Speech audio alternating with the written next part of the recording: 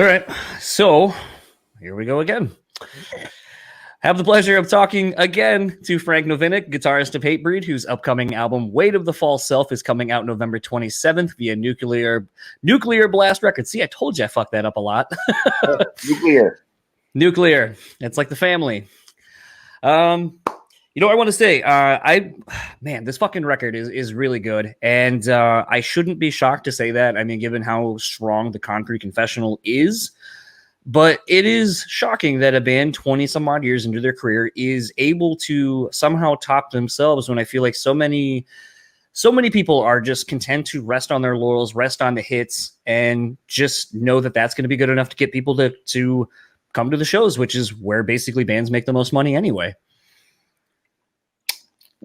Well, I mean, what did Gary King from Slayer say? He said, let's face it, we're living off our past catalog. And you know, I guess that's somewhat true. I mean, fortunately, we've been around long enough and built a foundation and had success and have a career's worth of hits, if you will, that are going to be played every song throughout the set and continue to build on it, you know. With the last record, Looking Down the Barrel Today, is our highest streaming song. So add another one of those songs to the list of songs that are going to be staples from here out. So, but as far as new music's concerned, I feel like not everybody's been on board since Satisfaction and Perseverance. I feel at least to the newer fans, we owe new music to. I mean, in the 70s and 80s, bands were putting out a record once a year, sometimes twice a year. Yeah. So 3 times, you know, every 3 or 4 years, it's nice to have new music, you know, and go out there and throw a couple new songs in the set and get another hopefully, you know, conjure up a couple more bangers for the long term. You know, here's kind of a weird question maybe, and I've asked it a few different times to some other bands that have gone on some of these anniversary tours, and the answer is usually never what I think it's going to be, but when you guys did Satisfaction, basically on that 20 or 25 years, I can't remember off the top of my head. I should know. I think it was 20 of Satisfaction and 15 of Perseverance, I believe. Yeah, okay, that's right. I just remember there being 2 different sets of numbers. But you know, obviously you guys spent a lot of time playing, you know, the Satisfaction, pretty much all of it. I think there was maybe 1 or 2 songs you didn't play. But is it a thing where maybe that kind of some of those riffs, some of the song ideas maybe informs or has you thinking a little bit more like that era of the band when going to write the new record at all? I mean, let's face it, we're not just out here having to make hardcore kids in the basements of America happy anymore.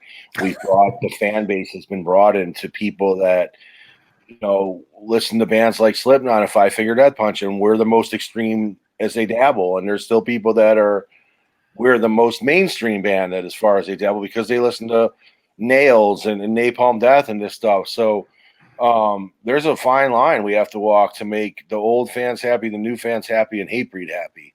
And what you've got as a result, I think, is the last 2 records and this one as well. Seem to be in that ballpark of the direction that the band is in. So, you know, things aren't going to be the same. I mean, even bands like AC/DC and Motorhead who use that same formula out throughout their whole career, the production changes, people's voices change. Yeah, the music's still the same and all that, but over time it sounds different. You know what I mean? So you're all those things considered, you know, it's hard to make everyone happy and ourselves happy and still be fresh. I think you're one of the few people that's actually admitted that you kind of have to be aware of the legacy of the band in sound and presentation, because there's those that have been around from the beginning. There's those that maybe came on in Perseverance or Supremacy or wherever. And you kind of have to walk this fine line to appease everyone, especially yourselves though. But it's not often you hear band people really admit that they're thinking of the fans too. It's always, well, we do it for ourselves. And that's all. From there, if people like it, then fucking cool. But if not, we don't care. I mean, I'm not trying to throw any bands under the bus, but we're not Metallica. We don't sell billions of records. We're not in the position to do that. You know what I mean? Sure, we want to make ourselves happy, and we're always going to do that. But I mean, you have to keep people happy. You have to keep a fan base, and you want to do this for as long as you can. You know what I mean? So to me, it's ridiculous to not consider them. I mean, they're what makes a band. You know, they're the reason that we have this awesome life and continue to be able to do what we do. And you don't want to let them down either. So, you know, that's another. You know, that those are other things to consider when making an album at this, you know, this late in the career, 25, 26 years, or however long it's been now. You know, I think the interesting thing, kind of thinking about the band's legacy, is, you know, a lot has been made over the years of, I mean, you can just quickly Google Hatebreed and you'll see a lot of the turmoil the band has found themselves in name, typically only because people can't do anything beyond look at the surface level of things. But is it, I know Josta makes a lot of comments about, well, you know, we don't get these opportunities because of our name. Is that really still a thing, or is that maybe the perception he has because he's had to overcome these things for so long, being one of the sole, you know, original members of the band going through all of this? Or do you still encounter a lot of negativity based on the name alone? I don't know. I think that the negativity is a lot of the bigger bands and promoters want to lump us in with the hardcore scene. They feel that it's just still, however many years later it is, no matter how much we proved ourselves and been, you know, they want to use the, you know, and I'm not saying we're not a hardcore band, but I'm just saying that, you know, I think that a lot of times, you know, it has that reputation where it's rowdy, you know, and you're playing a radio rock festival and they don't want that element there. They feel like it's going to be over the top, beating people up in the pit and all that stuff. So, you know, whatever it is, and the name doesn't help either. You know what I mean? So there's a lot of stuff there. But it's anything but that. I mean, the band's proved itself, or the band's, you know, gone and done through all the mistakes that bands make growing up, and all that stuff, you know, and matured throughout the years. I mean, it's not hard to see that. I mean, anybody that follows the music scene or the heavy music scene or anything will tell you that. But sometimes, you know, we get, you know, a bad rap for whatever reason it is. I mean, sometimes they just, rather than wanting to deal with us or not, they just use that as an excuse or whatever it is. So, and Jamie deals with that stuff firsthand. He's very involved in the decision making. He's deep rooted in the music industry, and obviously he has a lot of things going on other than Hatebreed. So he sees this stuff a lot, you know, and sees it more than the rest of the band members do. Just always interesting, you know. I was trying, this sounds really funny, I was trying to figure out how to say your last name and realize that either people just don't want to even try, because every interview I found, it was like Frank from Hatebreed. So, but it was in doing that I also found a bunch of articles still, you know, kind of talking about, you know, the old Victory era stuff and the problems that the band had back then, and, you know, just kind of the legacy the band had, and wondering if it's still as big of a deal as it seems like Josta has made it on occasion. Because like you said, I feel like if anyone takes the time to listen to the music, it's always been about overcoming and positivity. I think the rise, no pun intended, of the band has cemented its legacy as being a great hardcore band, one that tries to unify people and bring people up. I mean, even on the lyrics of, you know, The Weight of the False Self, look at the album cover, look at what, you know, Looking Down the Barrel of Today, even, or a lot of the songs that are the big anthems are about positivity and overcoming some of the worst shit that people can go through. And so to me, to think that you guys still, as a band, because of your name or what happened 20 some odd years ago, still affects you is kind of preposterous at times to think of, to me. Well, I mean, again, I mean, this is, you know, most of this, you know, speaking about, you know, festivals in America and things like that, and whether they want us to be a part of it. We try, you know, our thing is we always want to play with all different kinds of bands. You know, if there's one thing that we leave behind, it was that it's a band that tries to unify all the different music scenes, because heavy music's heavy music any way you slice it. Like, you can say, oh, I don't like that band, they're not cool, or that band's too popular for me, or I'm too underground, or whatever it is. You know what I mean? We just want to be known as a band that kind of like try to be universal and and just have it all blend together as heavy music, because music saves lives, and it saved a lot of people's lives. And if people want to hate on that, then you're a real jackass. You know what I mean? So that's really it at the end of the day. But sometimes, people higher up in the music industry, they don't pay attention to us enough to know that that's what it's about. So, like you said, it's just surface stuff and the name and things like that. So, but I'm not complaining. Life's great, and the band's been around a long time, and we have new music coming out, and what else is there to say?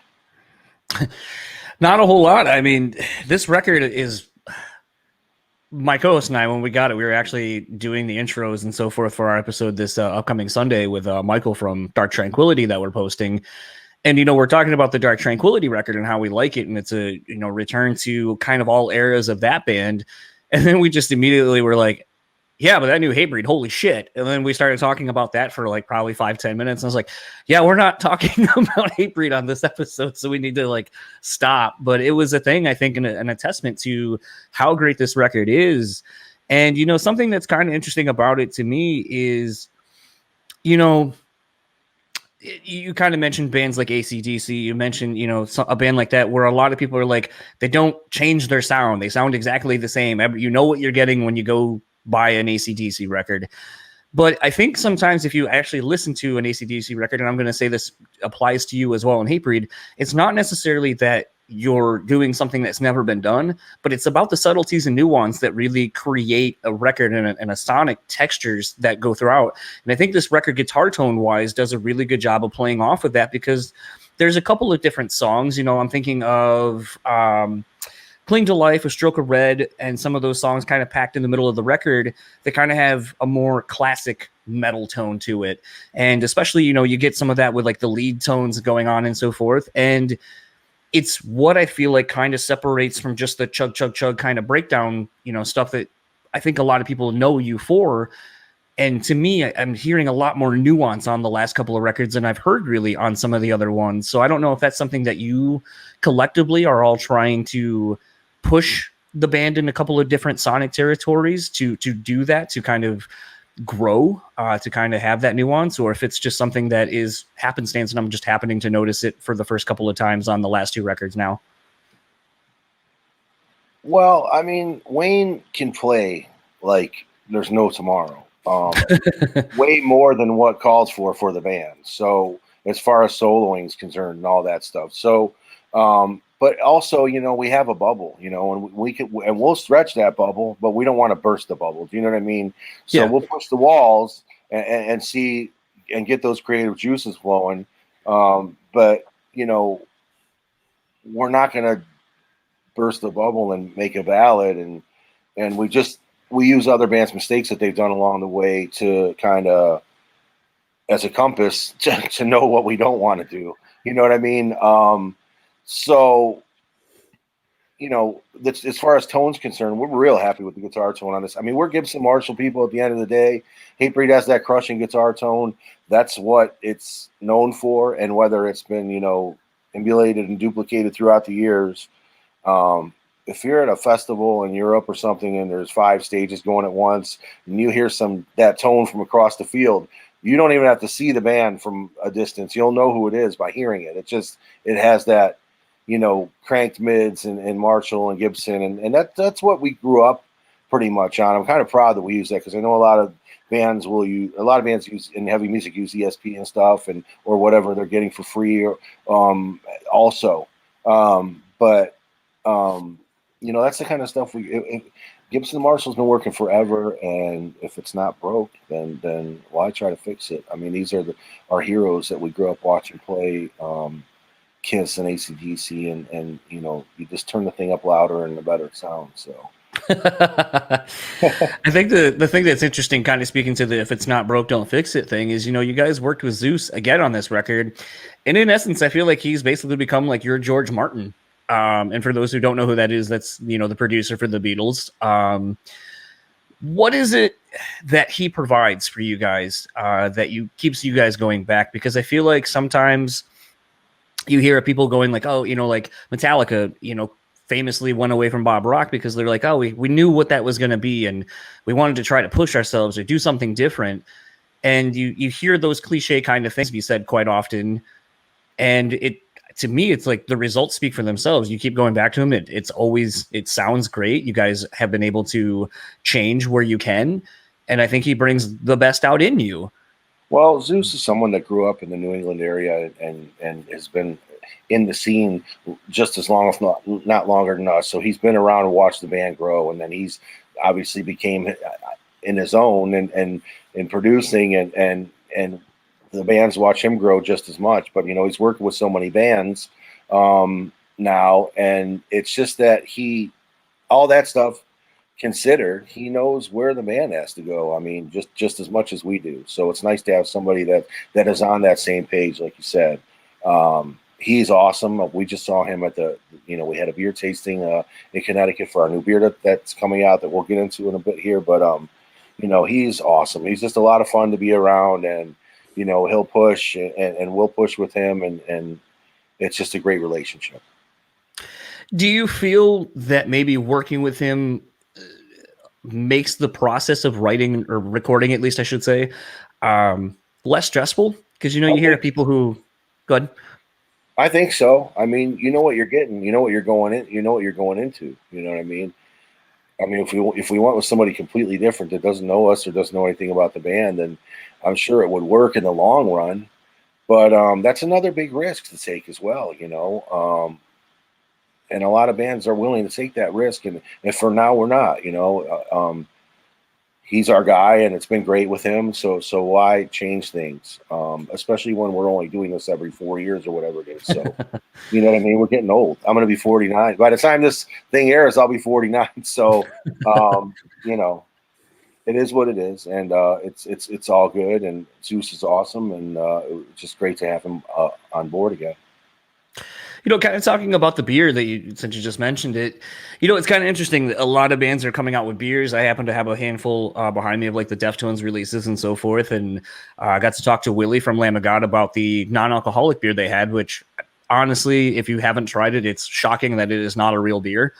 How long had I wasn't going to say brewing. How long has this idea been brewing? But a little too on the nose, but how long has this idea been in the works to make your Hatebreed beer? We had a little stint with another company not long ago, but it just kind of fizzled out, and it didn't go where it needed to. And now we're involved with the right people. And Brew Lager, Live for This Lager is up and going. It's Witch Doctor Brewing in Connecticut, and it's a great brewery. And they're people who actually opened up this place and who are also big people from the music industry. They're fans of the music and they've been around the scene. So it's kind of makes it a little bit easier of a collaboration, but it's been great. It's a German lager, which I love. I love lagers. I'm not a big IPA guy, so I'm kind of glad we went with this for now anyhow. And we're going to let it grow. At first it was just, we had the growlers, the 32 and 16 ounce, I think. And then it was on tap. And then now it's in cans, and we have these really cool looking cans. And it's just, we've done a couple events now and everybody seems to enjoy it. And so we'll keep rolling with it. It's something to do now during the pandemic while there's nothing going on. So it's super nice to have that out there. And we're working on our details for shipping it domestically across the country and maybe internationally. We'll see. But hopefully once we do get to be able to be touring, we'll want to have it at the shows. So it's been really cool. It really has. It's been cool I like beer anyway. And it's just great to have it. Like I said, I mean, with new music coming out and this also, it's kind of exciting to have something going on, considering there hasn't been much going on, in ways of music as far as bands and shows are concerned. Obviously you've kind of made the comment that the band doesn't really, puts out a record every 4 years or so. In this downtime, have you been writing, a lot of the band, I think, because of Josh's podcast and him having the platform basically to just be out there more, we don't hear from the rest of you guys as much. He's obviously got the solo stuff. He does stuff, writing for other musicians and so forth. Are you working on anything? Like, are you writing any stuff or playing out? Not playing out, I guess, but doing anything? as far as the band's concerned, no, I have a record store now that I'm involved with here in town, which Gruff's Vinyl. Give them a shout out, and I enjoy my time home doing the things that I do when I'm not on tour, which include fishing and watching sports and going to the beach and hanging out at Disney World and taking little trips and camping and stuff like that. But Jamie and Chris have always been the music writers of the band, always since day one. I mean, Sean, even when he was in the band, I think he wrote one song. So a lot of people thought that Sean wrote most of the music, and then when Wayne came in, it's not the case. It's been Jamie and Chris writing the music since day one. So those guys are doing things and collaborating when they're home. When we're off tour, not a lot, but enough. You know, I mean, 4 years in between tours, you know, that is a little bit of time. So, and there's always stuff in the vault too. So, as we like to call it, laying around as riffs that might need to be put into songs or reworked or whatever it is. So that's, as far as the writing is concerned, that's really the process, and it has been since day one. Yeah, I just didn't know if maybe we'd see something like Mark Morton kind of thing where you're just like, yeah, you know, I'm jamming some other shit on my own and just kind of getting some dudes together to kind of just bounce ideas off of. It's not Hatebreed, doesn't sound like Hatebreed. Because I mean, those that follow you on Instagram know that you are and have been in a lot of hardcore bands and stuff, but I mean, you're a big Kiss fan. Like, you like a lot of classic rock, so maybe there's that side of you haven't gotten to showcase yet. Well, I mean, as far as music goes, I mean, variety, I probably, of anybody in the band, I listen to the most, you know, widest variety of stuff probably. And there's always time, or there's always opportunities to do those sort of things, but I just enjoy the other things that aren't music related when I'm home. And that eats up enough of my time, you know. I love to cook. I do all the cooking in my house, and it's something I thought I was going to be doing for a living when I was a kid, because being a rock star, even at a young age, you know that it's a 1 in a million thing. So, and here I am playing in the bands and cooking when I get a chance. So I enjoy that as well. But I mean, that eats up a lot of time. So, you know, my time at home doing the things that I want to do, there's just enough of it. Now, obviously, it's been a year now since we played, because we quit way before the pandemic, because, you know, the record had been out for so long and we were on the very end of the album cycle. Now, had we known what was coming in March or whatever, we probably would have squeezed out a couple more tours, but it's officially been a year since we've done shows. So I've had a lot more time to do those things that I enjoy doing when I'm at home as well. So I guess that's a fun question. Obviously, in your travels, you're getting to try different types of cuisines and so forth. What is something that you have found or discovered on tour or touring that you've brought back to, like, you know, home cooked meals that you make at home? That's a good question. I feel like hot chicken has swept the nation now, and that's a Nashville thing, and those have popped up in certain places. I haven't really taken a stab at that, because that's, unlike like chicken wings and stuff, you're pulling the chicken out of the fryer and putting it in sauce, and with the Nashville hot stuff, you're cooking the hot sauce in the oil. I'm not trying to make that big of a mess in the kitchen, but I've got a big green egg recently. So if you know what those are, they're ceramic eggs, and they pretty much bake and cook and grill, and you could do all that stuff on there. So I've really done a lot of stuff on there. You know, from cooking a pizza at 700 degrees for 7 minutes to a pork butt for 14 hours out there. So, you know, those are the kinds of things I'm getting into and enjoying. But it's certainly nice to be able to have this life where we are able to travel all over the world and try all this delicious cuisine, you know. Yeah, I think the one that still is frustrating to me, because like I've worked in authentic Mexican restaurants, I've worked, you know, in other places, but the one that still just trips me up that I just can't seemingly nail down is Chinese food. Like, just the oils and the like soy sauces and stuff to get your noodles cooked, and the way that they do everything just still fucks me up. I can't seemingly get it. Yeah, it's you got to do it quick, because it's high heat usually, and once it's too late, it's too late. Oh yeah, you can fuck it up real fast, which is pretty much what I've done. Keep trying. Keep trying. Yeah. I think that's one of the things that cooking kind of teaches you, I think, is to play around with different things. I mean, it was kind of the funny thing. One of your old tour mates, Amigo the Devil, I got to talk to Danny a while ago. And once I found out he basically went to culinary school and was a brewmaster, I was like, oh, well, that's kind of the end I'm going to go with, and kind of talk about how, he found music writing and so forth, because it's kind of one and the same. Like, you grab certain ingredients, you know that these things are going to work, but you try to bring in something new and kind of change the recipe up a little bit and see what kind of comes out of it. And same with beer making too, to a degree, because I mean, in my travels around the U.S., at least, I have done lots of drinking and found that some states that claim to have the best beer, I'm like, no, you just made a stout, you made a porter, and it's good. But I feel like I'm spoiled here in Michigan, where you have people who make like bubblegum beer, or having Founders 10 minutes from my house and stuff like that. It's like, I'm spoiled with the flavors and stuff that they come out with, and it kind of makes you appreciate what you have and some of the fun things that you can do with some of these things. So I feel like it's the same with cooking. No, and Founders is great, and I agree with you 100%. But I got to ask, so because I'm not a hometown, I'm originally, even though I'm Florida Frank, I'm originally from Cleveland, but being a Michigan person, I got to ask about the Atlanta hat. So very much sort of like you. I'm originally from Delaware, and then moved out here. So I was really big on Deion Sanders initially when I first started getting into sports. And at the time, he played for both Atlanta teams, and really spurned my interest in football and baseball, and really liked him. Stuck with the Braves. Just so happened the Braves were good at the time, and fell in love with the team. I mean, how can you not? You got Glavine, Maddox, great pitching, great hitters, David Justice, Terry Pendleton, so many great players.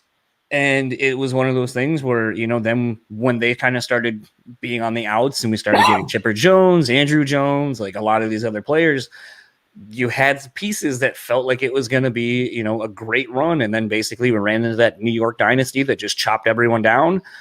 And it's had some rough years, but like any team that you stick with, this is really, other than Michigan football, it's the only team that I've stuck with, diehard in sports.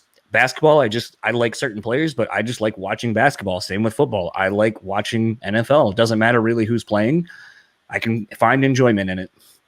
But man, I was really hoping, I even told Amy when setting this up, I was like, we might have to push this back because if the Braves make the World Series, I have a friend that lives like 20 minutes from the stadium, and I was going to fucking go. Because there you go, yeah. Haven't been, and it would be cool to see. That Arlington Stadium looks really fucking cool. I know you like to go to different stadiums, but that new Texas Stadium looks really good. Yeah, it's wild looking. It's really tall and crazy. It almost reminds me of where the Seahawks play. Yeah, I was hoping to go to Safeco when we went out to Seattle, but that didn't pan out. But I did get to go see the second to last game at the TED, and it was really cool just kind of being in that stadium where that like all that history is.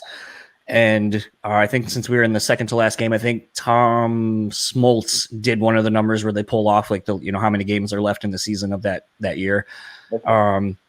But then went to the new, well, it was SunTrust. Now I think it's like Truist Park or something like that. Mm-hmm. But I haven't been to a stadium that new because I think we went the second year it was out. And it was just wild to see how they built like a whole community around the stadium where it's like you have the condos or whatever out in right field, a music venue, restaurants and all that stuff. They have like a sort of like you see basketball's been doing where they have like that lawn where they have the giant screen so you can watch the games outside the stadium and all of that. And it was really cool to see that new stadium, and they have their own beer, which was kind of fucking cool. Oh, it's great.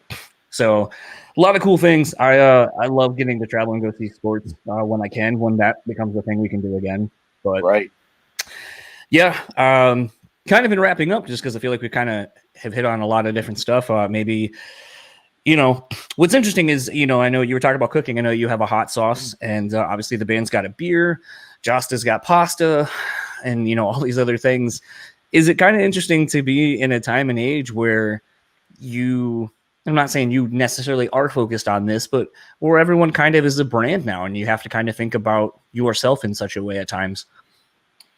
Well, I've always been a hot sauce guy. I mean, fried chicken is my favorite food, no matter whether it's traditional Southern fried chicken or wings or whatever it is. So I kind of feel like I would have ended up having my own hot sauce if I wasn't in a band or I was just, just a normal 9 to 5 or whatever the case may be. Although I'd probably be sitting around with cases of it because nobody would want to buy it. But I kind of feel like I would have ended up with that anyway. So I'm the hot sauce guy in the band anyway. So it makes sense that I've been talking about this for a long time, but it was a matter of finding somebody who wanted to do my own, not a band one, and somebody who could come up with the artwork I wanted. And Craig Holloway,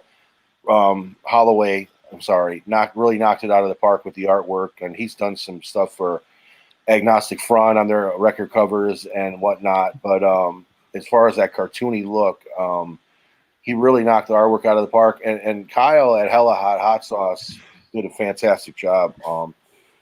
I'm really not a fan of a lot of the other sauces that they make. So I thought when he sent the samples, we were going to be going back and forth, and I was going to be like, sorry, but excuse me. This has got to be changed. It showed up and it tasted phenomenal. It had that smoky chipotle flavor. He used the vinegar. But the problem was, it's pretty damn hot. And I was like, I might have to tell him to tone it down. But then I was like, I don't want Hatebreed fans to get this and be like, oh, that's pussy shit. I'll use this for saline solution for my contacts. This is nothing, whatever it is. So I just left it how it was and started shipping it. And I was thinking people were going to be like, it's too hot or it's too hot. Everybody loves it. We can't keep it stocked. By the time it's sold, I don't even have it. And we've gone through 2 batches very fast. And now he's doing another kitchen. He kind of fled from the fires because he's in Northern California. And he's trying to get back up and running out there. So I'm waiting on the 3rd batch. And it's been great. I already have ideas for my 2nd sauce I want to do. So we'll let this one ride for a while. And it's been awesome. I love it. And it couldn't have came out any better. So, here's maybe a weird kind of a last question to end it on. Obviously, a handful of band people have their own hot sauces. I think most notably Michael Anthony with his Mad Mike's, hot sauce, whatever brand that he has. Are there people maybe because of it going through a more reputable hot sauce brand who don't even know you necessarily until maybe they buy your hot sauce thinking like, oh, that sounds good, I'm going to buy some, and then find out like, oh, it's this dude that's in this band, I'm going to go check that out. Has it created another lane for people to find out about Hatebreed that you didn't necessarily envision? I think in a few instances it has, because there's, he's got it in stores up there and we have it in some stores down here. And people that are fans of the band have been buying it in cases of it and stuff and turning it on to people they know that loves hot sauce that might not necessarily know about Hatebreed. So I hope so, more than anything, really. You know what I mean? I just want to it's cool to save your own. It's a bragging rights thing, really. I'm not trying to make money off it. And there's not really a lot of money to be made off of it after it's been shipped and sent to me and all that stuff. So, but if it can, create a interest in the band and contribute even minorly to the longevity and us to continue to do this as long as we can, then so be it. That would be great.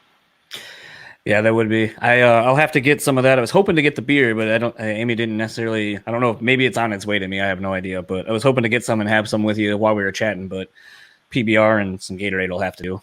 Yeah, I mean, well, it will be, and we're making that happen. We know everybody's dying to try it and have it, and just even collect a can for the people that don't drink. But we're working on that, and stay tuned, everybody. We're going to get it distributed out there, and obviously the new record's coming out here on Thanksgiving weekend, and we have the new single that just dropped as well. So there's a lot going on in Hatebreed world, even though we're not able to play shows, and hopefully we're able to kick this touring machine back up at the end of March like we're supposed to in Europe, and hopefully stuff will be semi-normal again. So we'll keep it our fingers crossed and trying to stay positive.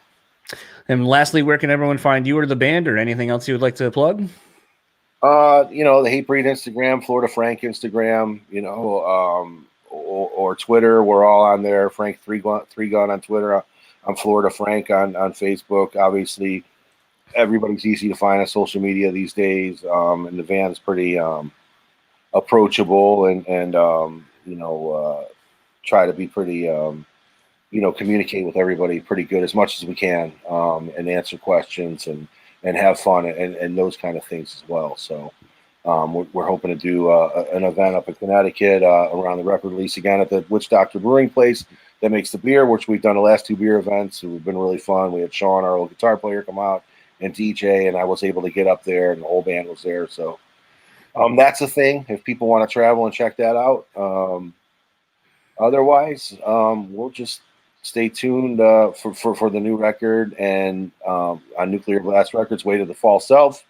And that's it. I appreciate the time and the interview. Yeah, thank you. And hopefully your Tampa Bay Rays pull out a second title for you in a month. Yeah. Well, we've only been in the World Series one other time in 2008, and it was against the Phillies, and it didn't end well. We'll see. By the time this it'll be a lot further. By the time that we'll see. It's 1-1 now. So, but I feel like I'm pretty confident with Morton pitching, but Kershaw was just nasty in Game 1.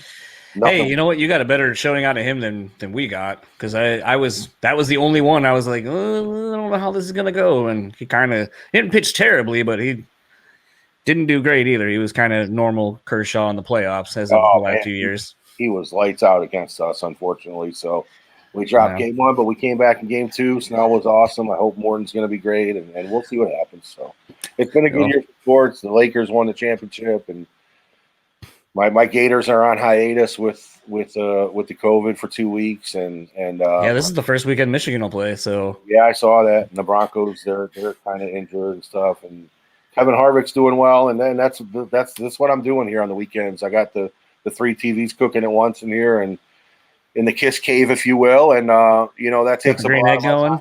Yeah, it takes up a lot of my time when I'm home. So if I wasn't doing this, I would try to be out at some of the things. I was able to go to the Daytona 500 in the night race, so that was cool. It's nice to even a quarter capacity to be able to see people at the games and stuff like that. We going forward, we don't know. Maybe we could see a quarter capacity at concerts and things like that. I don't know how it worked with a band like Hatebreed, where you give sweat and blood at the shows and jump on top of each other. But maybe for some of the other mellower bands or the softer, hard bands, if you will, they could come up with some kind of way to have concerts. I don't know. Yeah. Well, enjoy the rest of your day, and thanks again for taking the time to do this. I appreciate it. Thank you so much. Thank you. Fucking sucked. Oh, that fucking sucked. Shao Kahn, what'd you think? That was pathetic. Yeah. Coach, what'd you think? Fucking embarrassing! Okay. I mean, I knew it was gonna fucking suck, but I think those guys were a little rude. Austin Powers? How about new? Okay, I thought we were going to get the Austin Powers vote. We did not. John, use that for your podcast. It fucking sucks. But you knew what you were getting into. It's your own fault. It will result in less listens. You're going to see a decline in listeners if you start the show with that.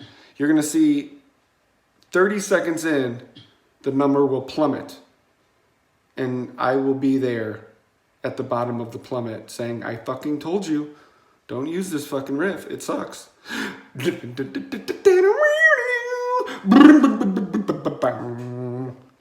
it's yours.